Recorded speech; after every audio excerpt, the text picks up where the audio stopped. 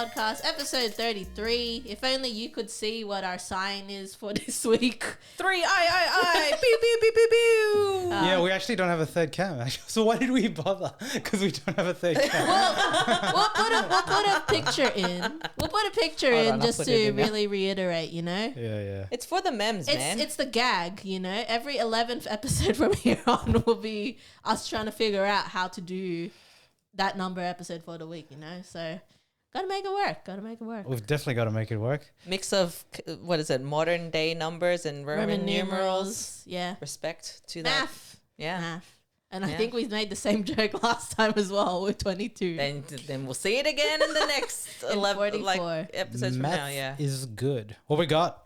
Alrighty. We got this week. So this one has been a very eclectic mix this week. We've got some tech, we've got some sports, got some entertainment. Sorry. what? It's an eclectic mix, and that's our usual That mix. is our usual mix. Well, no, there's some stranger ones towards the end, I but know. you know what I mean. It gets weird, you know. All right, so let's kick it off with Kev's boy, Elon Musk. Oy. You know, I'm thinking of like just making down the rabbit hole, just of all about AI. Oh my gosh, who is calling? Who is trying to call? We got a call. Oh. And we decline? Okay, cool. So Sorry yeah. to that person who tried to call. Sorry. So we'll start this again. You'll understand eventually what happened. Later. Maybe not. So Elon Musk is actually suing Sam Altman from OpenAI. Shock horror. Hold on, I have to get my Sams right mentally in my head. The clash of the tech bros. This is not the one that got Not into Bankman-Fried. Yeah, no. okay, cool, okay. You owe me money, Sam. All right. Oy. Oy. Oy.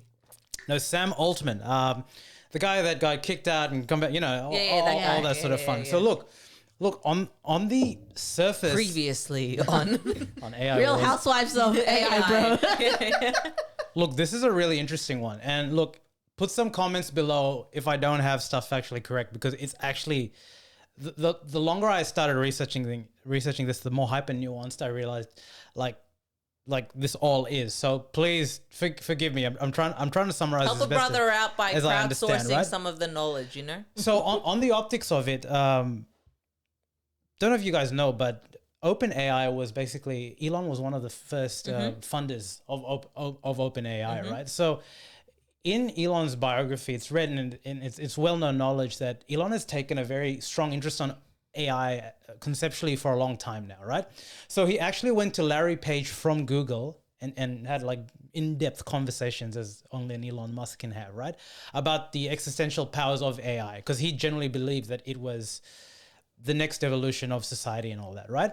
And Larry Page didn't. So there are two camps of AI, right? One is, this is amazing. It's going to take humanity up to that next step. It's going to assist us. The other is, this is insane. This is going to be the end of us. The war of the robots and all that sort of stuff, right?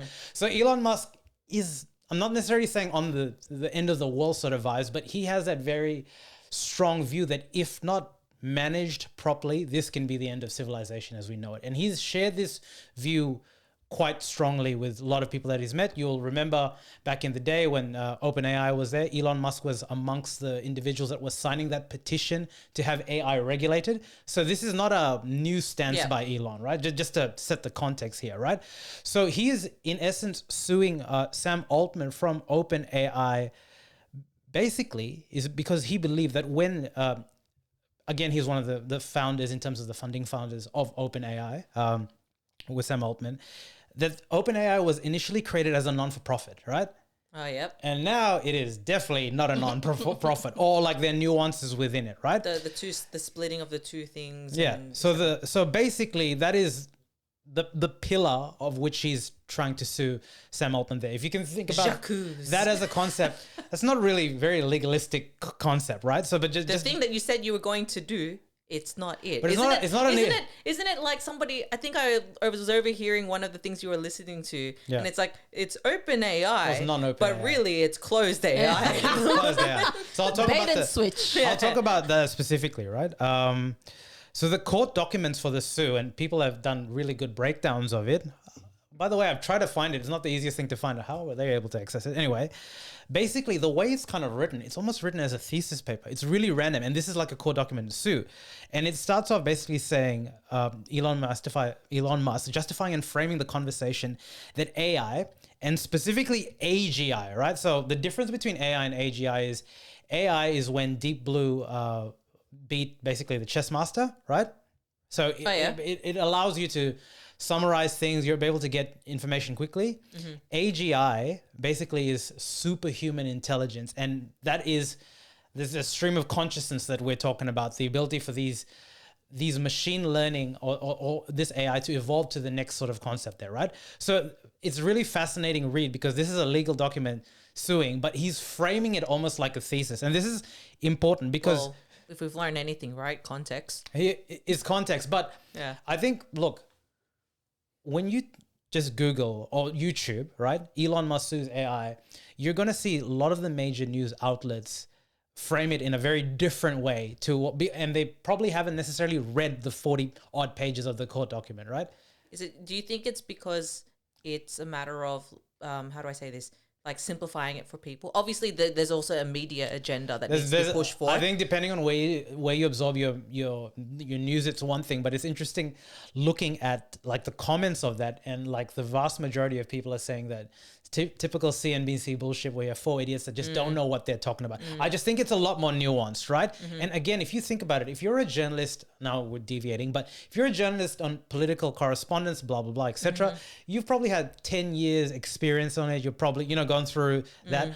I guess what I'm saying is there's no degree for AI journalism, right? Like this is brand new if you think about it. Ever evolving. And really requires you going down the rabbit hole.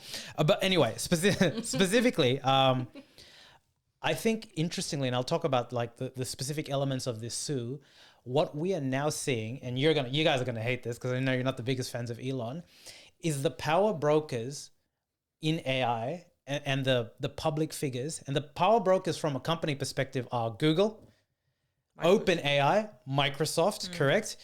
And then you've got Elon Musk here, which obviously he has Grok as well, right? Yeah. But Elon Musk is an individual, right? You notice when I say, OpenAI is, for all intents and purposes, Sam Altman, right? But it's still a company. Still a company. And the reason I say that is because now you can kind of see, there's no doubt that whoever like figures out the next commercial element of AI is going to be increasingly rich, right?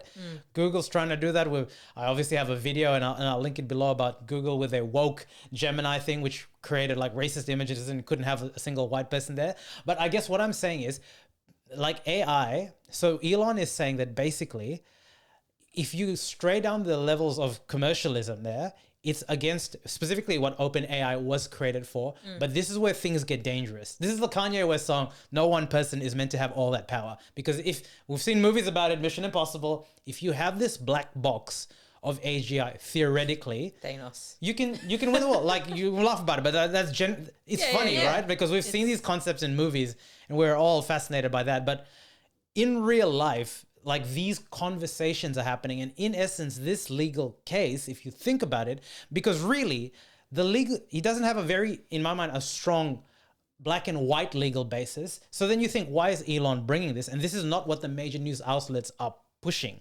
The major news outlets are saying that, why is he doing this? It makes no sense. There's a conflict of interest because he's got Grok. Well, of course, why wouldn't he sue Sam Altman? But again, if you read the actual documentation, and I'm not saying that this is 100%. There could be other motivations here, but he is framing this as he's the adjudicator or in camp. Dude, we need to just take a chill pill here. He's the equivalent of that Simpsons episode where like, stop, think of the children. Yes. That's basically him, right? Well, which is interesting because if you think of Elon, okay, think about this, right? He's saying that it was created as a non-profit, yeah? And it should remain non-for-profit, which is a non-profit, yeah? Like basically there. And what is Elon known for? One of the richest men in the world. So there's a paradox there, right? So again, I'm not pro Elon in this case. I'm just saying that how he's presenting it, especially in this legal case, is that he wants to specifically have a forum to speak about AI. And this is what a lot of people on the internet who've read it are hypothesizing, that this guy's got money to burn. And this legal case is less about, I mean, like the end outcome is not that he wants ownership of OpenAI, which or is he'll get money, or he'll get money of it. It is that it is now brought out in the public sphere where Joe Blow, like you and I, can now talk about it. And most of the media are talking about different other elements of it, whereas you have maybe conspiracy theorists or people that actually have time to read about it are digging in. So I'll summarize it pretty quickly because I think you can go quite deep on this, but this is all to show that if you see this headline out there, this is not like, I think it's very simplistic to think that Elon is suing OpenAI because he's got Grok AI and he wants to compete against it. I think it's a much more multi-layered than that, and probably reading the court documents will do it. But there's two elements that he's specifically asking the judge to adjudicate on. One is he wants to make this technology open source. You know what open source is, right? So what is the motivation for that? Well, there are a couple of motivations, right? The other thing is, just to put it up here, is the elephant in the room is Microsoft. Microsoft has a massive controlling stake in OpenAI. And as soon as they had this controlling stake in OpenAI, and this happened before, by the way, the public, this happened quite before Elon left. Elon was of the view that this turned this non-for-profit into a pure profit play. Sorry, Elon leaving the board or something I'm talking more about the timing. That's not the reason he left it. But the other thing is, just this week, Microsoft has bought a controlling stake in a very, I can't remember the name, a French AI company. I think it's called Minstrel or something like that. And what this is saying is, if Microsoft is buying massive controlling stakes in the best startup AI firms, they're controlling this. And that is, in essence, what he's trying to bring to play. It's not an anti-Microsoft, but if we think about this, innovation costs money, right? Yep. AI costs a lot of money in computing power, hardware, and then the intellectual throughput. And if we have the major guardians like a Google and Microsoft simply buying it because they need the funding, what you can't buy, well, you can buy it, is the intellectual knowledge of individuals coming in as a group, but they still need money initially. And if, quote and unquote, OpenAI is being bought off in that, then they're saying that how can they think clearly in humanity's best interests if they have a controlling stake by a company that is, Microsoft is not Google. They're not number one in search, right? So they're incentivized commercially regardless. And this is what the hypothesis is, to try and drive it on the most commercial beneficial outcome possible. So what doing it open source means, and Elon was always of the view that things of this nature should be open source. And I say this with a smirk in my face because I Googled, and Grok at the moment is not open source. Apparently it might be, because you've got to think, okay, so wow, what you're saying, Kev, is like Elon is like the Captain America of AI. He wants to do a thing, but you've got to think in the back of your mind, there is a savvy businessman there. Yeah. So right now, the jury is out in actually what he's motivated. It could be both, really, if you think about it. There is an ability for this one action to benefit him both ways, right? But let's just run with justice Elon, right? The altruistic view. The altruistic view of Elon. As soon as you make code like that open source, everyone can view it. Yeah. So two things.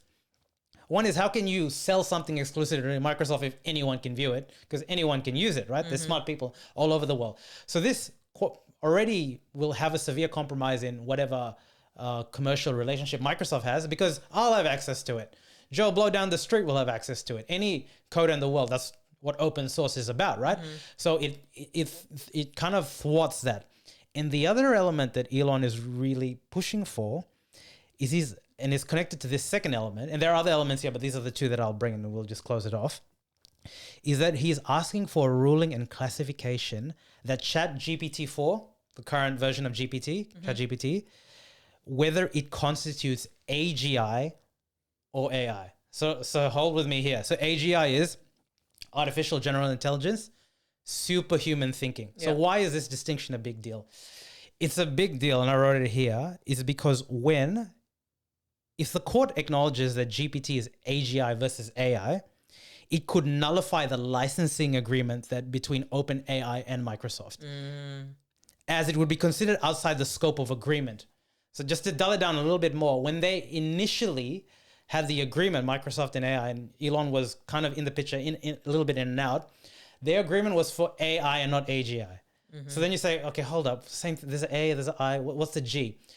The difference is superhuman thinking. The difference is a robot that not only summarizes your calendar and tells you what to do, it does it for you. Yeah. It reads your thing and picks, without you asking for it, it starts doing it on its own, right? So again, let's run. This is where it really starts breaking off. So one is, you can see how this is going to completely thwart Microsoft, right? Like if the judge says it's AGI, right? That's number one. But number two, and this, now let's tie it back to when Sam Altman got kicked out. The wording that the board used is that they no longer had confidence in Sam Altman's ability to run the business. No one doubts his confidence as a commercial operator, but, and this is where Ilya Sitseva, which was the computer scientist, who, if you Google this guy, he's all about morality and all that. He is that part of OpenAI. This is, now you can start seeing, I think that when they kicked him out, or Ilva, and like they did a coup basically about it, it was nothing to do with Sam Altman's commercial ability. And again, he got reinstated. So clearly that's what Elon's saying. That's the driving force between OpenAI, not for good of humanity. If they've got this black box that's AGI, two things. One is, firstly, we can terminate this agreement with Microsoft. Tick. Secondly, what the fuck? They've got a black box here. This could ruin humanity. I'm being hyperbolic, right? But this could ruin humanity as we see it. And I want to freaking see it myself so that we can put it out there in the ether, have a conversation. No one man can have all that power there. And it's known in the community that late last year, they had a version of ChatGPT or AI called Q-Star. And like if you Google it, it's all over. This Q-Star is meant to be an iteration of AGI. So they've already put it out there. And the irony of this is, if you think of the fact that all these things are brand new, there is no court judge that knows the difference between AGI and AI. They don't. Yeah. They just don't. Which is, again, just to reinforce the element that legally, this is a very hard case to pin down, but it is meant to bring these things out to light so that people can start having the conversation. And this is where, when you zoom out, it's not like governments are having this conversation. So Elon is generally taking it on his own with his resources, because to do a court case like this is insane. To bring it out so that we can have hash this conversation out in public. But it's fascinating, right? It's actually nuts, because if all you read was Elon Musk sues OpenAI without contextually all that, you think he's just a businessman, big dick conversation. He's doing the thing that he does, right? But knowing that we're just living our lives doing our thing, how does it feel that these could things potentially be saving the world? No, but how does it make you feel? Terrible, doesn't it? Oh no, I think it's just more. It's fascinating. Right? It's genuinely fascinating. I think where, this is your real end game. You know, this is your real Well, the stakes are end game, and it's literally written in this core document. Could be the end of the world. It could face humanity an existential crisis. And I guess when we say existential crisis, it's one thing to say human beings dying. It's the other saying that, and it's interesting. Remember, we were talking about what we do as work and jobs and thing, right? The beginning of, this is a court paper, by the way, not a thesis, all right? Is written, basically the first line says, in all of humanity, the current value of exchange is the information knowledge-based exchange, which is, we read a paper. Okay, so I look at YouTube, you and I, we do reading, and then we put in a podcast. It's the same thing. We're just adding our value, our opinion, and upgrading, whatever you want to call it, the information exchange for you to consume it. And that is where human beings are at the current spectrum. Yeah. Sure, manufacturing is happening, but that's being put to robots and stuff like that.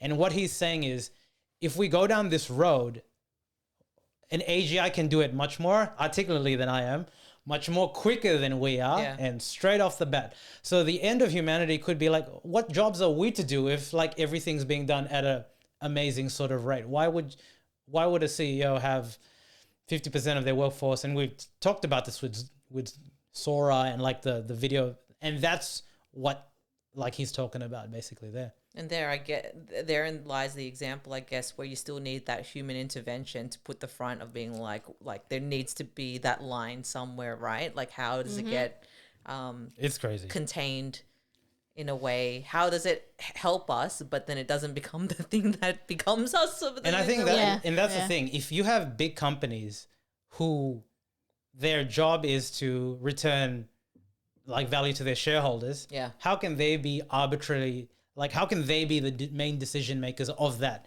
Because they're not asking the government. And which government is taking the stance on? No government. Like we talked about the social media Senate inquiry. Those guys had to get like subpoenaed to come in. Yeah. So they clearly don't listen to them. Like, and I guess that's where we're at the moment. That's social media. This is AI. This is someone that could generate the Joe Biden deepfake. Yeah, that thing could happen.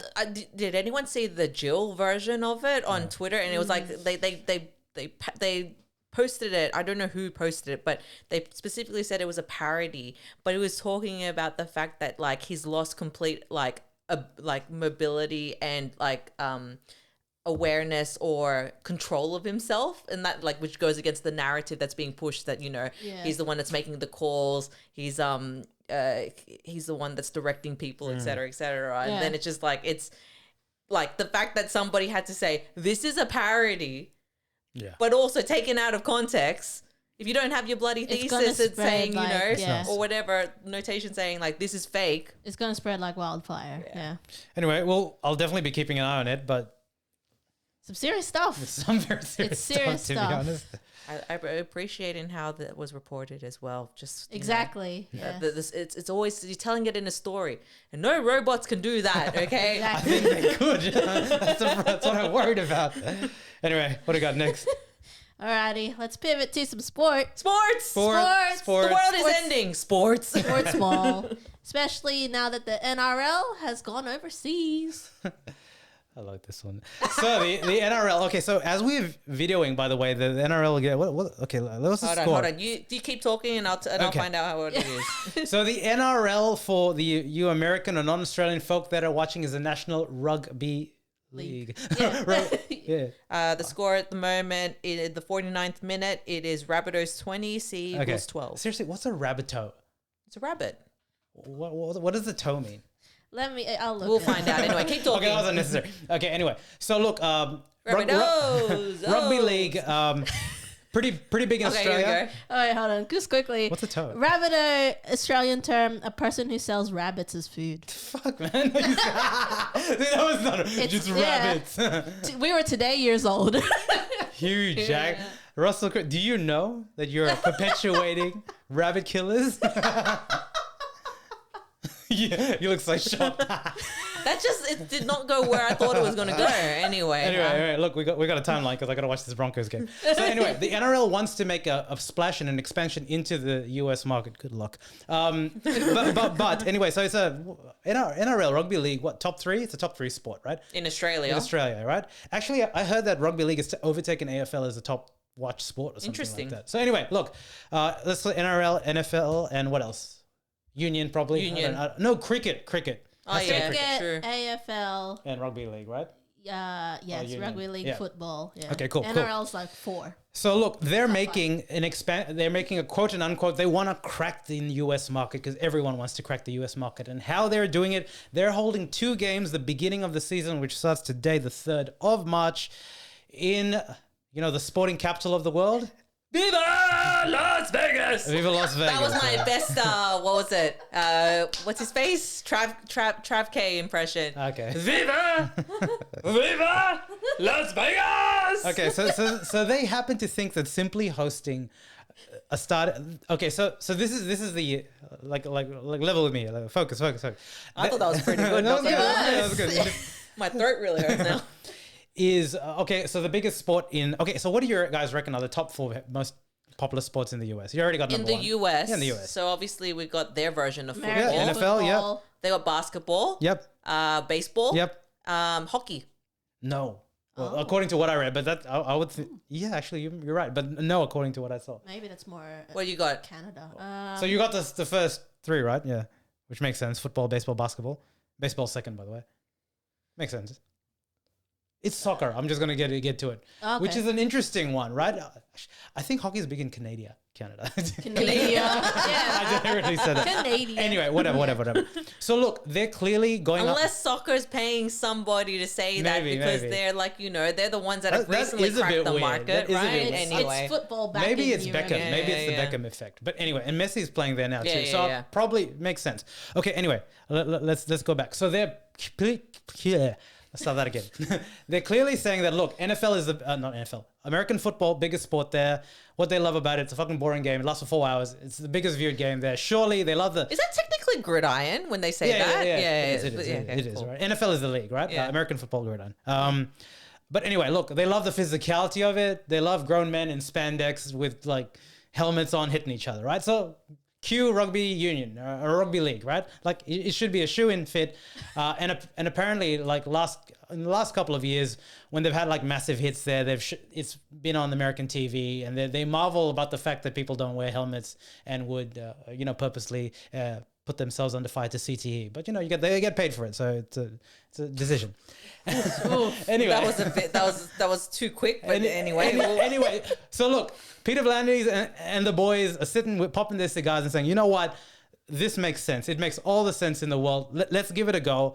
Let's launch in Vegas, right? Yeah. So look, we don't have the stats in terms of the audience participation and like how big the field, like the stadiums are being filled up, but all intents and purposes, we've been told that it's decent capacity. Although you were saying that they were saying it's 50K. Somebody on Twitter was saying it's about 40,000 that they're that's looking fine. at. To me, 80% is fine, right?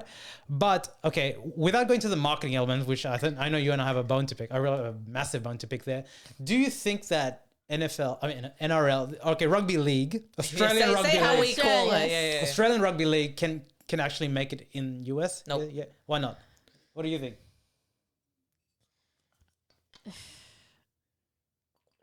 I don't know because It's too fast for them.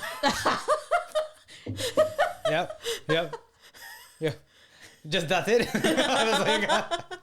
Yeah, I think no too. Yeah, I've got a bit more concrete reasons, but I'm just. Pat, you?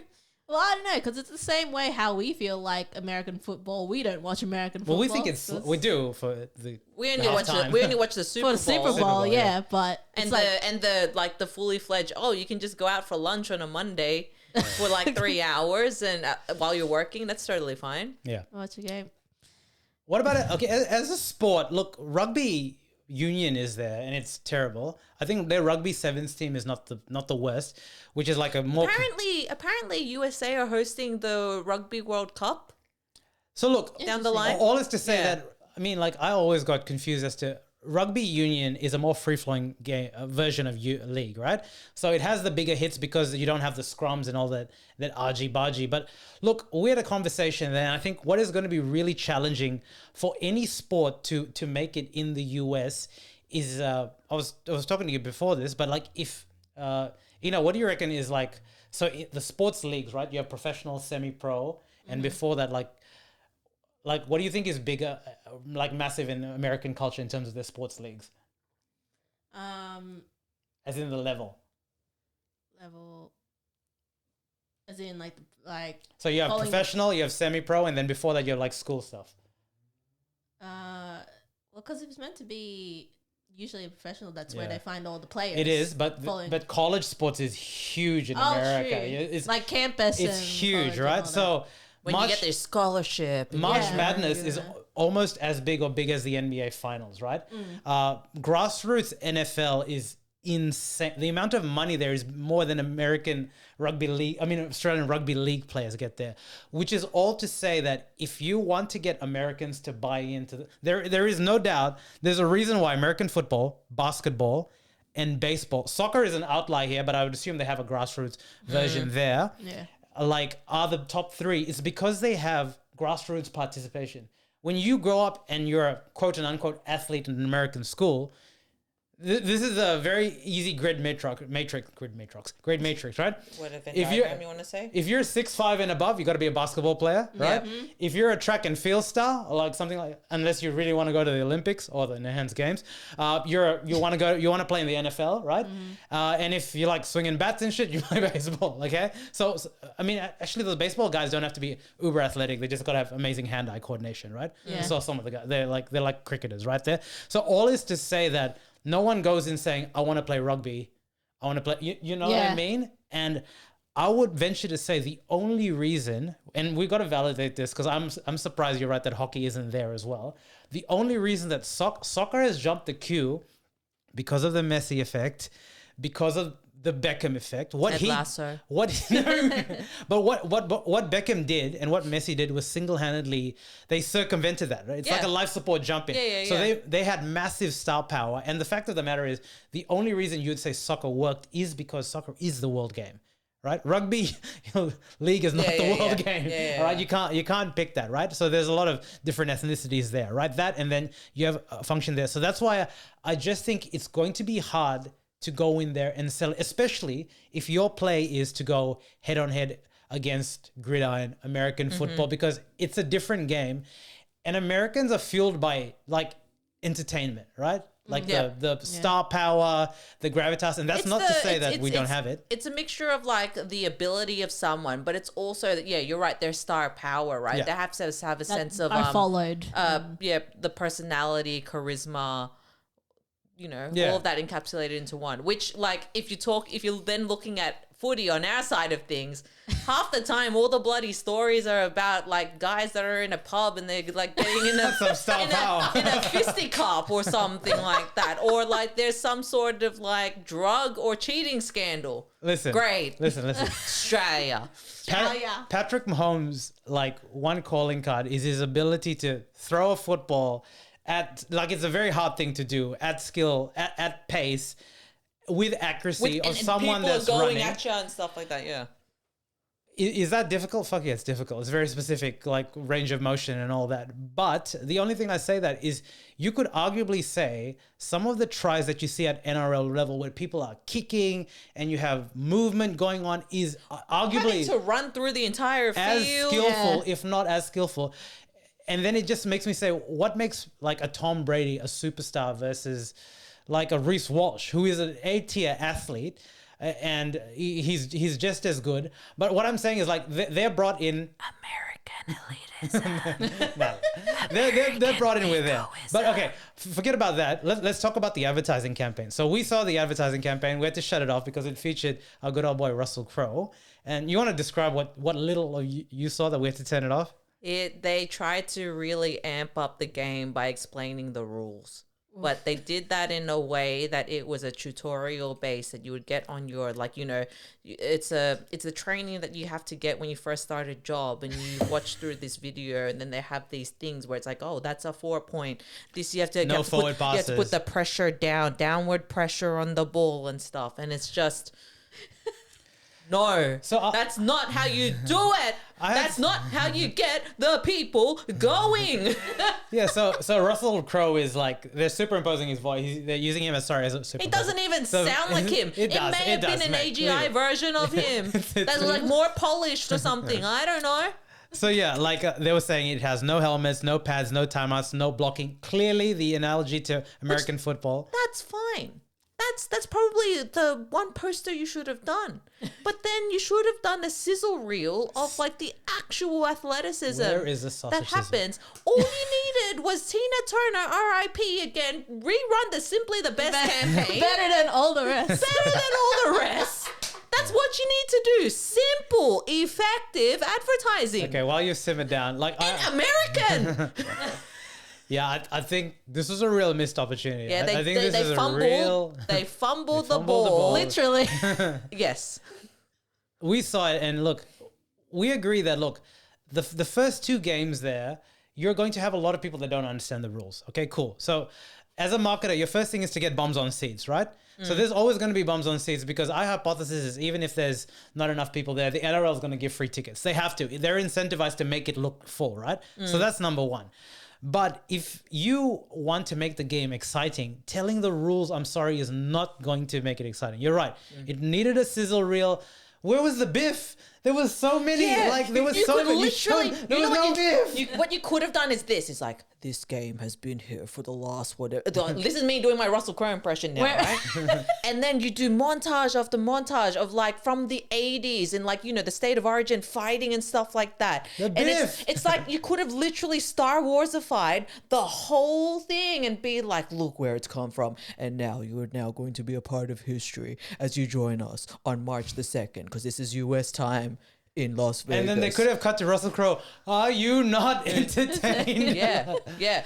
We were talking about it. They literally could have TikTokified it, you know, with the green background, Yeah, and yeah. he's like, this is. They're like, that's not a tackle. This is a tackle. Like, If you wanted to go down the route of like we comparing have it, to make. We can't take ourselves seriously as Australians in the world. We have made our way through, arguably, by being the tokenistic, shrimp on the barbie, cool, fun-loving guy or gal. Like, You know that's what? how you do it. they should have done that. That's how the should have Americans actually see done that. us. They should have- It's not that Just lean hard. into it. Can I give you the first frame?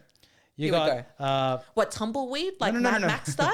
Because that's what I you was got thinking. Crocodile Dundee, yeah, with a shrimp on the barbie. Yeah. And then someone tackles him. Yeah, it's like jumping the shark, but then it's Someone- like you get like who's a really good player that tackles people these days? I don't know. All I think of is Willie Mason, and that doesn't even make sense. He's been long out. He was also Fan House can tackle. Yeah, it's Patrick like Carrigan can tackle. Yeah. The boys can all tackle. But yeah, I agree. And like we said that, look, you know, Australians want to do it their way. They want to talk about the integrity of the sports. Bullshit. You want to make it in America. You want the American viewership. You want the money. We missed a chance at the advertising. you got to sell your soul a We bit. missed a chance of the advertising. And why wasn't it in Times Square? You mean to say we could not afford a slot in fucking Times Square? How is, like, I did not see that. Like, that. I think they just went straight to Vegas. I'm pretty sure they. Look, I remember seeing the players walking through. I do remember seeing didn't they watch a they basketball did, but game? it was, and yes, stuff it was, and, like, yeah. But that's what I mean. Like, there was a lot of opportunity. And here's the other thing that I think that they just got wrong, right? The beginning of the season, cool, tick, tick. What is the best rugby league game in the year? It's very easy. Origin. Yes, it's Origin, right? Origin. So I think that I'm firstly, not under duress as I say that. Okay? like your best game is not going to be the first game of the season. They're going to be rusty. They were talking, you know what I mean? You're not going to arguably have your best thing. If you want to showcase the best version of the game, Origin. would you not want to put Origin there? And if people see that, wow, these guys are like on roids, just letting you know this is the all-star game. Like, just talk Yeah. their language. This is the all-star East game versus of things. West. This is, you just know. to put it in your language that's there. Arguably, it's in the middle of the year. Everyone, if you tell the Australian players that the final is in Vegas for all-star game, or even make it the final. Why don't you make it the final? I know it's a bit weird. Well, it's a bit too late then. Well, you but know. what I mean is- if you're going for the next one, I guess sure, what I mean is, like, it almost felt like this was an afterthought. If we were serious about this, maybe it's too cluttered with other sports. What happens? I've no doubt there is, but I guess what I'm saying is, like, when I think about this as a genuine opportunity, I felt like it was rushed. The advertising makes it feel like it was rushed. The planning makes it feel like it was rushed. I think there were different ways that you could do this to really build up steam and momentum, to make it a big deal for Australian players, which it was for the ones that got picked, and to make it a big deal for like the overall sort of public. I don't know. That's just my view. Look, you gave it a red hot go.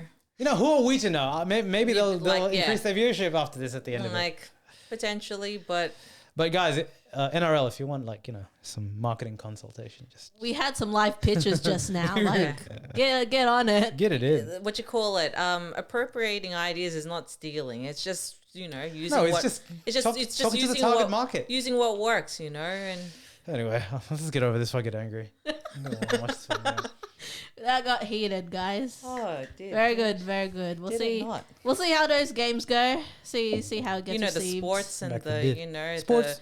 what will be great to see down the track is the line of questioning, I reckon, that Sports. some of the people have about the game. And it's just, you know, Yeah. It's like, what one do you, tweet, I'm pretty sure it was a parody. It said this thing is like, oh, so, you know, the Yanks are seeing now the blood, like from there's some gushers in the first game of Eagles versus the Rabbitohs, which I feel really gross saying about now. But anyway, and then it's the best SpongeBob impression of that's why you wear helmets. You're right. It is why we wear helmets. says the country that it's brought UFC and whatnot. But anyway, Bring back the bitch. Anywho. All right, that was sports. Sports. All right, let's quickly jump into entertainment, where recently we've all been watching Mr. and Mrs. Smith on Prime Video. Now. Full disclosure, everybody. Yes. I think we are all of big fans of Mr. Glover. Mr. Glover, Mr. Childish Gambino. Oh what? No, I was just joking. Yeah, I was like, whoa, whoa. So he's the guy that I think, cannot really do much wrong. I disagree. Like, I'm not of that level of a fan. He can do wrong. I didn't like Atlanta. I didn't like the pacing of Atlanta. I admittedly have not finished Atlanta either. Does that not say everything, by the way? But it's it was a different time. Okay, there was good. other TV shows. I'm just saying that I don't follow that, but and whatnot. And he can do wrong to me. And plus, because we've been following him since Community Days. Yeah. Since it was great on beginning of Childish Gambino days, and honestly, it's great that he's had the opportunity to start making so much more stuff. Because with Swarm, he got to join Star Wars. And he's gonna keep doing Star Wars now. So yeah, I have to say there was a lot of hype with this series coming in that they were going to be doing the adaptation of Mr. and Mrs. Smith, which is famously, the movie that started it all, that launched 1,000 ships of Brangelina. Did we really need a Mr. and Mrs. Smith remake though? So this is a very good question. I don't think we ever needed it, but it does come at a great time in the sense that the twist that they have turned it into. And before, I guess, we delve into that a bit more, I wanted to acknowledge, I guess, what immediately got the interest the first time around when the news broke. It's the idea that Donald was going to work with Phoebe Waller-Bridge. Yes, of Fleabag. Of Fleabag fame, who recently was also in the latest Indiana Jones that none of us liked. Not her fault. She did great. Didn't help she was probably the one thing that was holding it together. But then also, didn't she write? She wrote a bit as well. She's written for some shows like Killing Eve. No, but did she write for Indiana Jones? I'm not sure. Anyway, the point being is, if you've seen it, you know what I'm talking about. If you haven't, stick around for the last 20 minutes of the movie and just see how that works for you. Okay. It was announced that they were going to work together. They had previously worked together in the what's it called, the Han Solo movie. Solo, yeah, because she voiced her droid. Yeah, and it was nice banter. It was fun, and she's a fantastic creator. Yes, you're right. She has written on other shows like Killing Eve, and just one of those. If we're talking about new Hollywood. Almost like a triple threat, so to speak. 100%. Like Donald, essentially. 100%. Yeah. So you think it's a great marriage, it's all going to work out. And then all of a sudden the news breaks that, she stepped out of the project.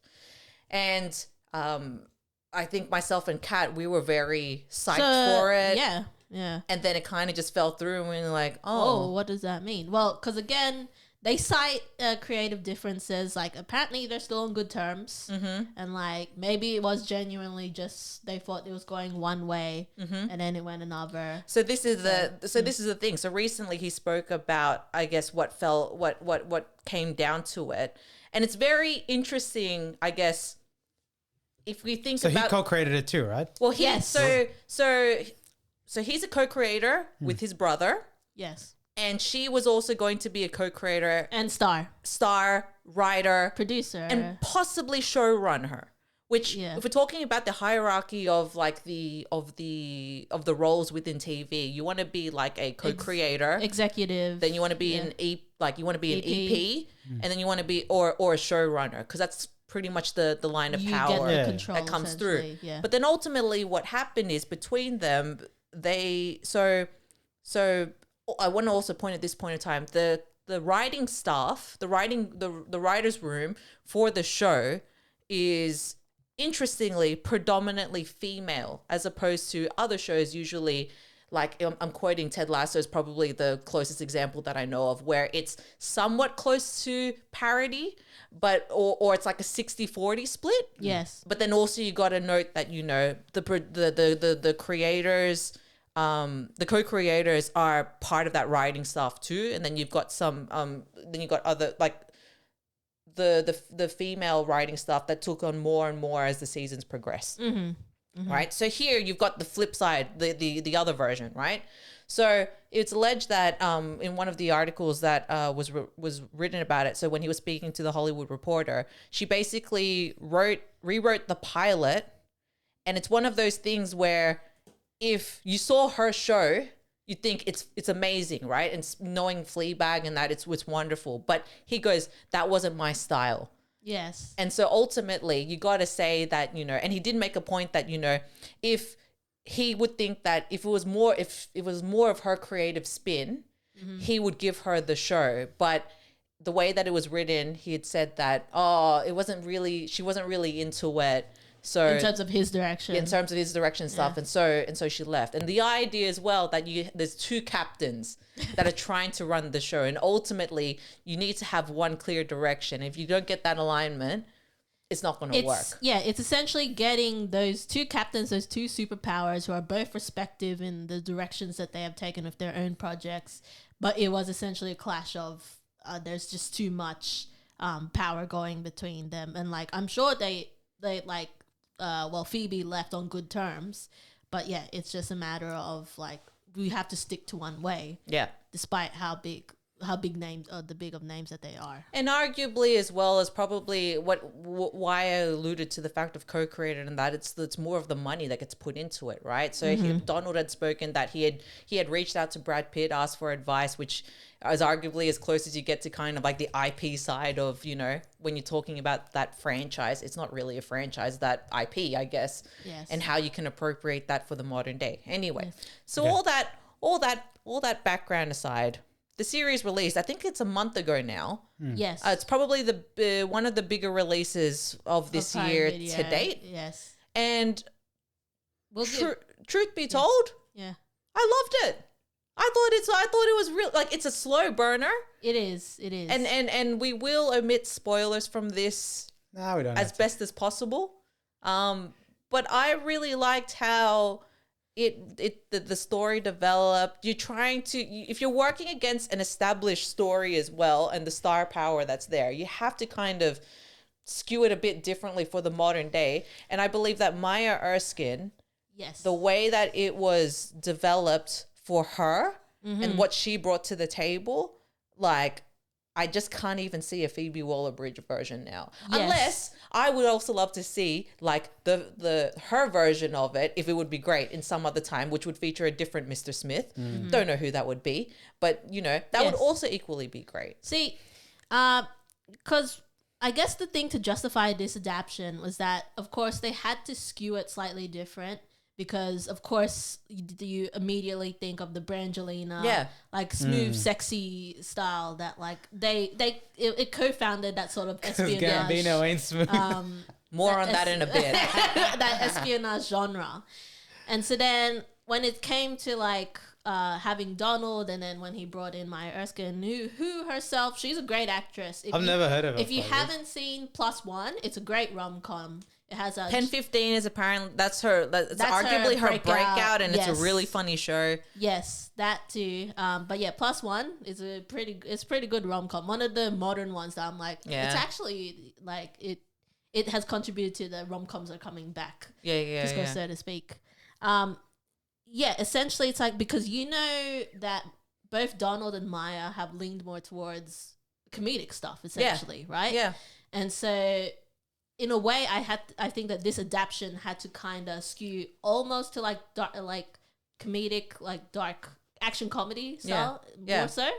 Because again, I've seen a lot of complaints of people being like, "Oh, they should have cast these two actors and actors who are even hotter." Why are we gonna do it? Why are we gonna do something that we've already seen? Yes, like that doesn't make sense. We don't need a rehash. What I loved about this was the awkwardness. That's what I really. That's what I really like, because it's the concept of it all. It feels more real. It feels like, you know, and I'm probably giving away a bit too much though, but you It's know, alright. down the line where they're, you know, arguing because they do develop a relationship, no spoilers and whatnot, they have real arguments. And I would challenge every single relationship that that has been together for more than, I would say, a year, let's be real, because the honeymoon period and everything. You've had one of those arguments. You've been in that conversation.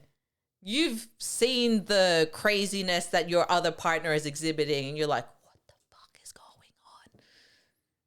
Like that, and that's what's quite relatable to it, I think. Yes. And that's kind of, I think, where we're at now. We don't want to see the, you know, the unattainable, wow, like, you know, just watching two really hot people like getting it on, right? Yes. Like there is. You don't think Gambino was hot? I thought his jackets were hot. That's not what I'm saying. That's not what I'm saying. But bro, this is the one that was talking to me. What were we talking about? We were talking about Drive to Survive, right? So that's also back on. Yes. And he's like, we were literally talking about the hotness of drivers and how that drives to sponsorship. This is the exact conversation we're having. But you're right. Like it worked just because of, you could have not called it Mr. and Mrs. Smith, and it could have been a different. It could have been, even though you say, wait, I've seen this premise somewhere. Yeah. Yes. But I think it operated because they were in the same wavelength in terms of like what the acting dynamic was, right? And like to me, they had great chemistry too. Yeah. To me, the visual, although I call it the DEI of Mr. and Mrs. Smith. The what? Diversity, equality, inclusion. Like anyway, we love to see it. We love What's to the see problem it. with that? My visual is like, Donald, why you gotta wear those short shorts, man? Like, so here we go. Come on, man. So here's another thing I'd like to wear shorts that short, man. Here's another thing I'd like to report. Okay. And also, do you remember when just the way he moves, like? Okay. Like so remember how I talked about the predominantly female writers' room? Yeah. Yes. So. What, they pushed the short shorts on him? The way that's his wardrobe choice. No. So, the way that it was said, it's like there's the feminine gaze, which is when you really think about it. Hello, Angelina Jolie. Think about that high split, the skirt with the with the dress, with the when they were dancing, and then she's pulling a gun or a knife or something like that. I can't remember you, but you know what I'm talking about, right? And like how she scowls and she looks so freaking hot and everything like that. So you gotta make it a bit fun for like it's probably a how do I say this, a commentary, if anything, and.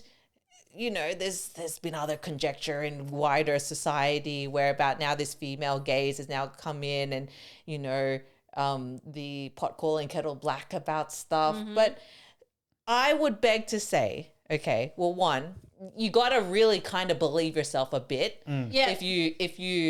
If you're gonna go that way, so especially with those legs. So kudos to Donald, right? Because like he wears that shit anyway on the reg. He does. So one, it's not that different, right? But it's not what you would like visualize like a traditional spider would be, which is why it works. Yeah, no, I agree. You know what? If this has got anything to do with the idea that eventually James Bond is going to be black, I'm down it's not for going to it. be Donald. And you know what? No, it's not going to be Donald, but it could be like, it's the whole thing. If you've got, I actually do think there's probably something in there where if you're a prevalent voice in the entertainment industry or whatever industry, right? And you're trying to pave a way forward for your people. Yes. Then why would you not, especially you have to branch out, because to be able to say what you will about diversity, of that little anecdote that you added in, but it's necessary to see other people that look like us that aren't just cis white get into those kinds of roles, get into other roles that aren't just put upon us. And also, so you made the comment, Kev, when we were watching it, it's this idea of like, oh, he's not selling the action star thing. Well, I think he's selling it with the way that, it's his job, but he also gets freaked out. Like there was this part where in the show where he just like kind of freaked out, which is hilarious because that's his quintessential comedy move. Referencing Community, referencing Troy Barnes. Yes. Cannot wait to see the movie, by the way. Yes. And let's be real, if I'm going to be honest and possibly revealing a bit too much, Kev, do you want to talk about your incident with the cockroach earlier today? No. Where was it? No, man. I don't want it all. We're out of time. To be honest. Okay. Do we think there'll be a season 2? Yes. Really? 100%. What's the, like, we know Not the to story. not to spoil it for the people and for Kat who hasn't seen the last 2 episodes. Of course there will be. Because again, I think they've made the series for the time that it is, and ultimately, I realized the other point I was going to make is there is a certain audience that they're trying to capture. And let's be real, and he mentioned it in an interview. Actually, I was watching it. It was an ET interview where he thought he's not a fan of remakes to begin with, but he knew that movie was the basis of a date night movie. Yeah. So how cool would it be to make like a date night TV show where, you know, your girl, your boy can sit together and watch something equally that's going to be of interest that, you know, that's not like bloody reality TV. That's not necessarily sport, because there's only so much I can take, Kev. I'm like you know, I give a lot in that space. Yeah. So he's completely phasing out because he's just like, he doesn't want to even, but he would want to bar of it, right? But you know, that's like everyone I talked to liked it. So I think, no, it was good. Enjoyed it. And it did pretty well in the charts in terms of it was viewed pretty well. So amazing backup cast. Stellar. Oh, the guest stars, right? Stars. I know we're running on time, but guest stars are like, I highly recommend. You know, if you've seen it, well, drop a comment on your thoughts. Especially because Donald has the pull to get a lot of guest stars, like after Atlanta. 100%. And then, of course, a lot of Michaela Cohen was amazing. Oh, you've seen that one, yeah? Yeah, okay, cool. Just checking. No, I know she was in the guest list. Yeah. Anyway. And Paul Dano. Watch it. I highly recommend. Yeah. Check it out, guys. Check it out. Okay. All right, so that's been our little mini review. And then, all right, we're going to test out this new segment called Rapid Fire Roundup. Pew, pew, pew, pew, pew. Because there's been quite a few random topics that have come up in the headlines, and so we're gonna just try to get through them at least like less than 5 minutes each on each one. Do it. Or even, or shorter. Or shorter. Yeah. Okay, so we're gonna just quickly touch on Bradley Cooper. Okay, so time on the clock. Ready, set, go. Bradley Cooper, I realize he is on the prowl for his Oscar, which he's not going to get because Cillian Murphy's going to win for the film Maestro. Now I realize where these quotes are all coming from. It is from a Dax Shepard interview, which is everything you need to know about the context in what these next quotes are about to be said. But in saying that, in fairness to Mr. Cooper, I think if it's two bros having a conversation in real time about the things that bother him, I'm all for it. It's just that you can't say this shit out that may be taken out of context. You gotta filter it a bit, bro. Example number 1, according to Discussing Film, Bradley Cooper says he struggled to connect with his daughter when she was born, but eventually grew to adore her. The first 8 months, I don't even know if I really love this kid. It's dope. I'm watching this thing morph. Fascinated by it. Love taking care of it, but would I die if someone came in with a gun? Discuss.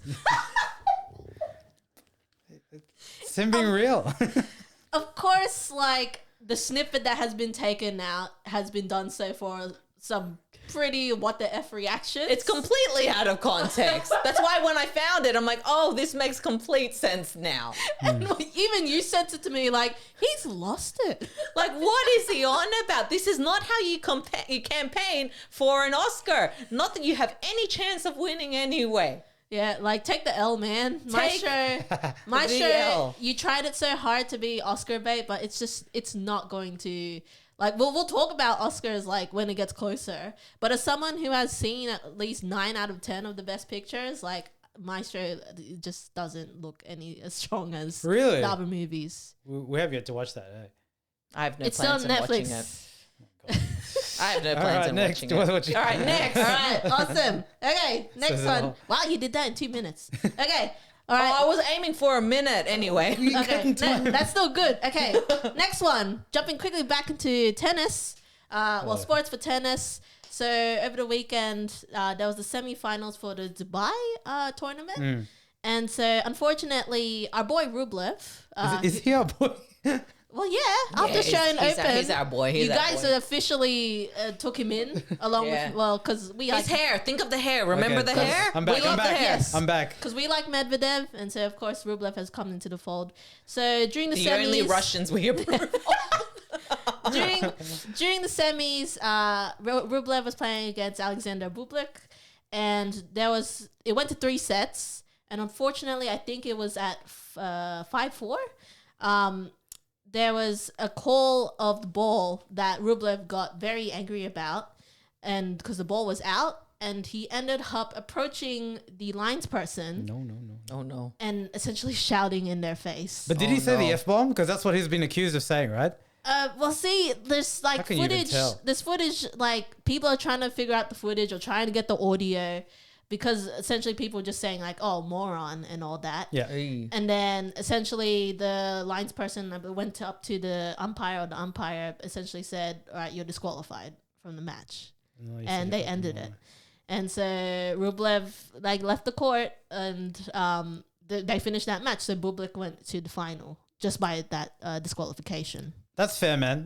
You can't do that. That's just outright bullying. Like, you need to yell at your racket. Like, hit your own head if you want to do it with it. You just can't abuse people. Essentially, I think good on the whatever. Who's the organizer? Essentially, given of course, Rublev has a nice guy reputation off court. He's a great personality off court. Yeah. He just has this issue on court. He can't contain. You can't do it. The rage. Yeah. Yes. Which is unfortunate. He really has to rethink about this. And it's interesting because some players sided with Rublev, like Bublik and Fokina, who were talking about that the linesperson should have been able to see that it was out, because apparently this was the 3rd time that's independent that they didn't call it correctly. And so, but then again, it does come down to Rublev. He should have not reacted that way. No. You never shout at someone's face. Every day. No matter what he said, you don't get in someone's face. Every day is a learning opportunity. Exactly. You guys gotta, be better. Okay. All right. Final topic. That one was 3 minutes. Here we go. I'm sure a lot of people, especially on Twitter, have heard about the Willy Wonka Glasgow experience. Let's go. What is it you say? Basically, it is of the back of, I guess, Willy Wonka, the recent movie and whatnot. A company in Glasgow wanted to create a Willy Wonka experience where, ideally children would, kind of walk through, like those like if you go to a bloody what did they call it? Immersive experience. Yeah. Like you walk in and then things pop up. Fun or house, it's a small world. Yeah, that's the one. Thank you. After all that stuff, right? Now, first and foremost, the website, which is still up at the moment, has been ripped apart on Twitter or X, whatever it is, because of the AI generated posters and advertising that was placed upon it. And I quote, enchanting entertainment, I'm not making this up, catgasting live performances, Karchi tons, exarcidrated lollipops, a pasadise of sweet teats. I'm not joking. And I've also gone on to see, I guess, what other stuff that they've got on. They've got the Twilight Tunnel, which has got lightning, dim tight, diffractions. What is going on here? Vive view sound, unrivaled and pretty, expected twits. Is that deliberate? I am not messing with you. This is all AI generated, and this was on the website. So then, the kids, they bought the tickets, and literally the only way that I can explain this in the small amount of time possible is if you go there and it's like a Breaking Bad / Always Sunny in Philadelphia mashup of an experience where it's like really, really poor form version of, if you're trying to create like an Oompa Loompa and it's just this person with literal green, I think it's green, paint that they got, and then the wig, and they just look really unhappy. We'll put some photos in the edit. It's just absolutely wild. And parents were so outraged they called the police. Because they essentially called it was a crack den. This is like, that's it. what am I trying to say here now? What's the Firefest? It's kind of like the equivalent of Firefest. That's what it is. But for kids. But for that were kids. expecting Willy Wonka. Sounds like Yeah. a good day out. And it's just essentially the internet just got really invested in it. To the point that the actors of the experience were interviewed on TV in relation to it. It's nuts. It's nuts. Check it out. Check it out if you're in Glasgow. A paradise of sweet teats. Sweet teats. We love to say. All right, I'm done. I gotta go watch the footy. Alrighty. Alright, that's been this week. Otherwise, make sure to like, comment, subscribe to the channel, comment on any of the topics that we've covered today. Watch out for us on Spotify to listen to the episode. Also, check out Kev's vlog because he went to a bakery in Melbourne the other week. Beep beep. But otherwise, see you next week, guys. Bye. Peace.